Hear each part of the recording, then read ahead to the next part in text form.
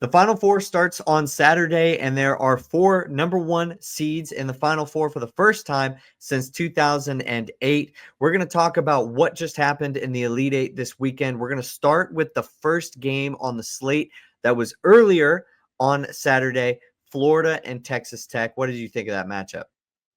Man, what a game that was. I mean, as somebody who had Florida in his brackets and had a little bit of just stake in Florida in general, it was definitely a nail biter for the majority of the game. It felt like Texas Tech was controlling that game in a way that we hadn't seen Florida be accustomed to playing that sort of game almost all season long.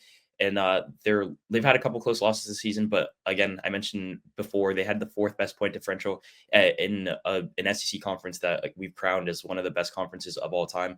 In the fourth best point differential in the nation this season, and then they haven't been playing a lot of close games, not like in the tournament and just in general the whole season. So being able to come through in a close game like that, where like 5.5 minutes left in the game, they were down 10 points, and it kind of felt a little bit bleak. Walter Clayton has just been the guy for them all tournament long. He's been at least one of the guys, the guy that really sticks up when it comes to clutch time. It feels like the broadcasters were saying it felt like they put it perfectly, where in the clutch time, it feels like he plays looser instead of more uptight, which is a really good trait to have as somebody who's just been coming through for his team all year long, and especially during this Final Four run that Florida's made.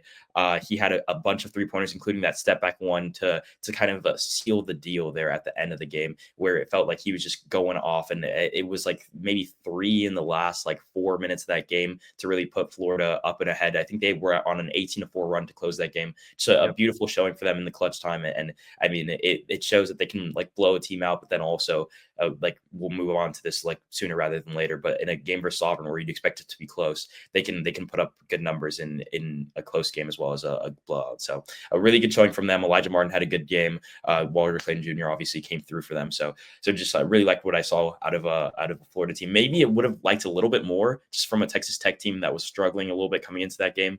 But I mean, they got it done, and they're Final Four bound now. Yeah, Florida just has shown that they can kind of win these close games too. But yeah, you mentioned the 18-4 run. They were down 9 points with just over 4 minutes remaining. That's stuff that you love to see in March. And for this team to be able to pull off a comeback win like that was great. Walter Clayton Jr., just like you said, just seems to be playing better as the game goes on. 22 points in the second half, 30 total points. March is dictated by these guards that can take over and get a bucket. And when it felt like this Texas Tech team had that game, Florida just always had a possession or two where they were able to score and not let it get too far away. I'm not really one for big ESPN probability. I actually hate it. But I think it's an interesting way to just get the point across that Florida was really out of this game, though, if there was one more bucket by Texas Tech, Florida would not have been able to bring the deficit back and end up getting a win. Texas Tech had a 95.6 win probability, like pretty late in the game. I'm assuming it's right around the time with 4 minutes remaining in the game that they had that. So it's pretty remarkable that Florida was able to pull this off. They're on a little bit of borrowed time now. They've done it twice in a row, but this is really good stuff from that Gators team, who is probably the number 1 overall seed in the entire tournament, you'd say? No. Really? No. I meant just like going into the tournament, but yeah. I feel like Duke was pretty solidified, and then Auburn was like the official number 1 overall seed. But I mean, I like going into the tournament, they were definitely like maybe in the top 2 coming off an SEC championship. Right now, I don't think that they're.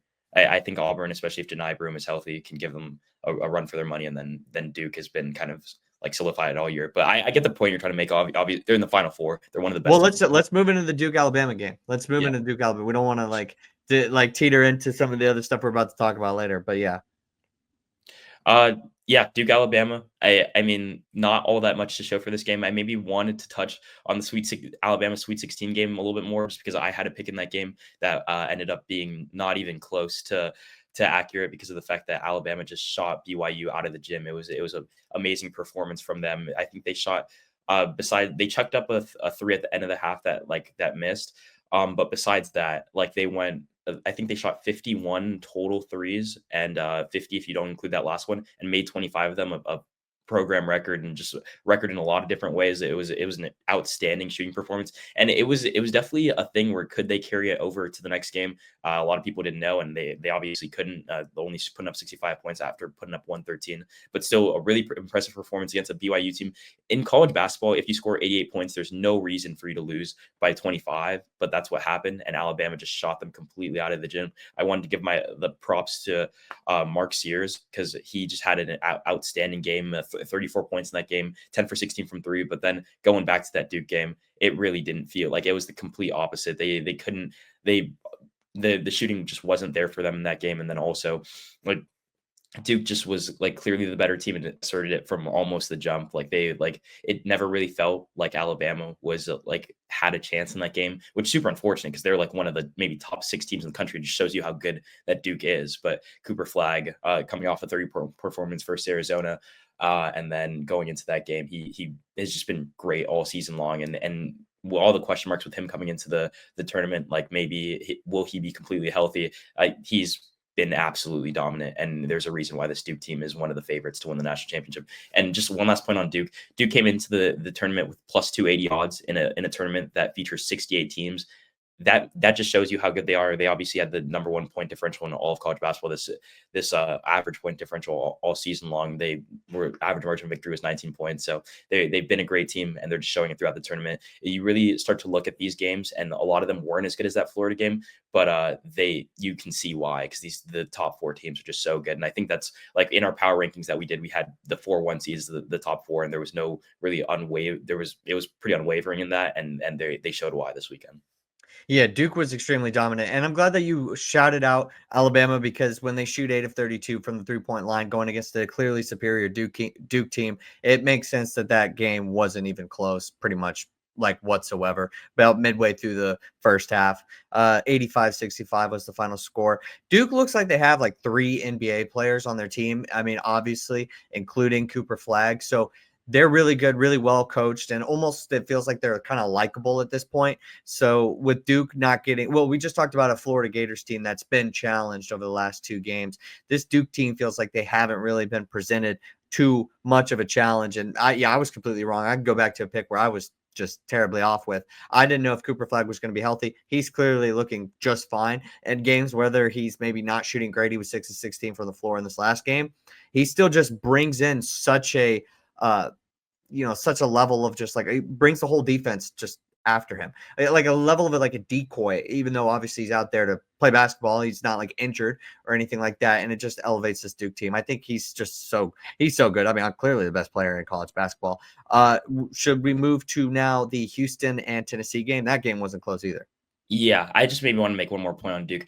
Go It ahead. felt like we got that signature game out of the Arizona team that like you all like Yeah. unfortunately had over them. Just because I like want to give you some props on that though, because of the fact that Arizona did come back and make that game close with a healthy Cooper Flag, with a Cooper Flag that we'd been talking about into last weekend. He hadn't had the game where it was maybe like the Cooper Flag game. He had that game against Arizona where he had 30 points. Caleb Love had like another one of his signature March Madness games, 35 points from him. So like not a bad pick. It's just the Duke team is just too dominant. And if you're looking at that Duke team without Cooper Flag, it's obviously a different team. Maybe that goes a different way if they don't have him. But just final thoughts on Cooper. Like again, and this is another game where we've seen 4 games from Duke now in the tournament, and it feels like they've had one game where Cooper Flag has like really asserted himself as the best player in college basketball, which he clearly is. But like the fact that they're able to dominate an Alabama team where they're maybe the 5th or 6th best team in the country, beat them by 20 points in a game where Cooper Flag has 16 points, only shoots 6 for 16 from the field. It's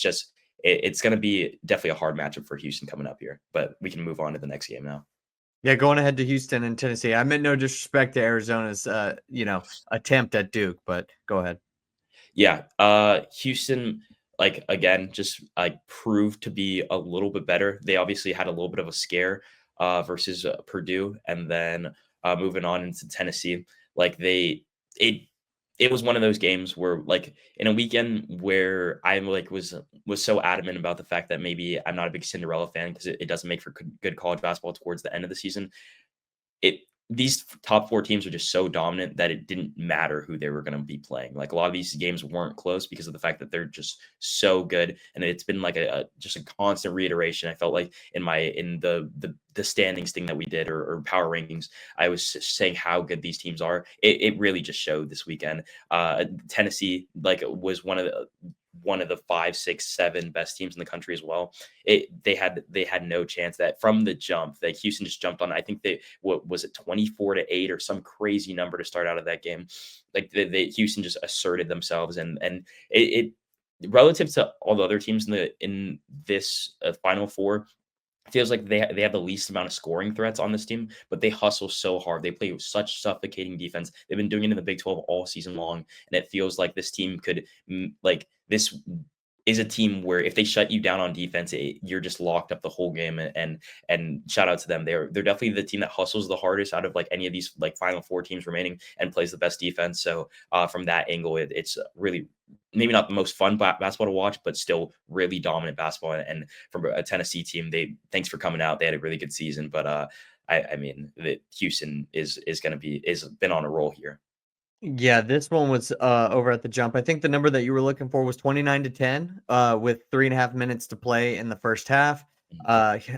Tennessee had 15 points at halftime. I believe that was the lowest in this tournament outside of Clemson, scoring 13 in that opening round loss. Yeah. I'm also taking a look here at some of the other stats. I think it was the lowest in in Elite Eight history, and the fewest by any team seeded number 1 or number 2 in the NCAA tournament. In a single half of basketball for like for whatever, like any round in the tournament. I mean, it was just unbelievable. Houston is clearly the best defensive team left. And you know what? Shout out to Houston, because a lot of people were picking the other 3, and this 4th one has now officially made this tournament make history by having all 4 of those teams in the Final Four for the first time since 2008. Houston, they upheld their end of the bargain. They're here, and they are really good, and they should definitely be respected. All right, let's move to Michigan State Auburn. The last game just kind of ended, about an hour or so ago. What were you thinking when you were watching? We'll just go straight to the Janai Broome kind of injury and then comeback. What were you thinking with that? Auburn only won this game by 6, but they kind of controlled most of it. Yeah, the box score is definitely a little deceiving for this one. Michigan State definitely was in this game, but for a little while, especially towards the opening of that game, it felt like Auburn was just going to run away with it. They started off so hot, and Michigan State was just had to weather I think it was a 17-0 run. So I think they responded right after with their own 11-0 run, and then from there it was a little bit of a back and forth. But Michigan State was always a bit of a distance away. It never felt like Auburn was really in any sort of threat, and just top to bottom, this Auburn team is so dangerous. Obviously, you're looking at a team that could be without Janai. I don't even want to say that because I have no idea what it's going to look like. He obviously ended up coming back, so maybe it won't be any issue. But the way that he went down, it looked really concerning. Both his arm and his leg looked like they bent the wrong way and on the same play, which was definitely a little concerning. He had to go to the locker room. He was consoled by his parents a little bit. Almost, I think the sideline reporter was saying something like he didn't know if he was going to be able to finish the game. Had to obviously got scanned for X-rays, so that was definitely a scary sight. And then he's able to come back in the game and finish it out, which was great to see. He had a classic Janai Broome game, 25 points, 10 of 13 from the field goals. Had a double, I think, going into the second half. So just a really good game from him. And then you look at Chad Baker-Mazar. He's been doing it all season long, and was great again today. Maybe not the greatest stat line, but great is definitely a stretch. He went 2 for 10 from the field, but made a lot of hustle plays, played a lot of really good defense. Denver Jones had a decent game too. It was really all it was the cast of characters besides Janai Broome came out to play as well. But this was a classic Janai Broome game where he carried them to the finish line, and really this Auburn team can do it a lot of different ways, and you're seeing that Pettiford had a decent game. Was the only other Auburn player in double digits today. Had some the tiptoe play down the line where he saved a turnover and then got it right, a bullet pass to his guy was a really nice play. Some really clutch plays down the stretch, and Michigan State could come good comeback bid at the end for them. Obviously, they had a lot of guys that had played well like all season long. Akins had a really good game. Richardson has been really good. I maybe wouldn't want to maybe would like to see him in a Heat uniform in the near future. He was maybe projected to go to us, so we'll see how that goes. Michigan State, good team, but Auburn, these 1 seeds, just reiterating that, has just been so dominant, and just another great showing for them. Yeah, I mean, you pretty much said it all. I'll keep it kind of short. I think if we're talking about Cooper Flagg having his moment in this tournament for the game against Arizona, I think Janai Broome definitely had his moment where he came back into the game, hit back-to-back shots, I believe. There was a point, I think, when Auburn did go on a 17-0 run during this contest. Michigan State, I actually, for some reason, think I said Michigan when we started. I don't know if I misspoke, but Michigan State, their Achilles heel was shooting. It caught up to him today. Janai Broome had his moment, and it's a good thing that he came back. He did. It was pretty scary because he did say, like, I think he asked his teammates to finish the game for him, and then he said he was done, like all this other stuff. It was pretty, like a really awkward and pretty weird looking injury, to hurt both his arm and his leg on the same play. But him coming back out there, that's just great stuff. I'm sure he'll have plenty of time now up till next Saturday to get right. And Auburn goes as far as he can take him. If he has 2 more games like that, they will be the national champions, in my opinion. I mean, it's just if he can play like he did today, unless he's running into, I guess, Cooper Flagg, right? Yeah. Or Walter Clayton Jr. maybe has a similar amazing game, but this Auburn team is really good.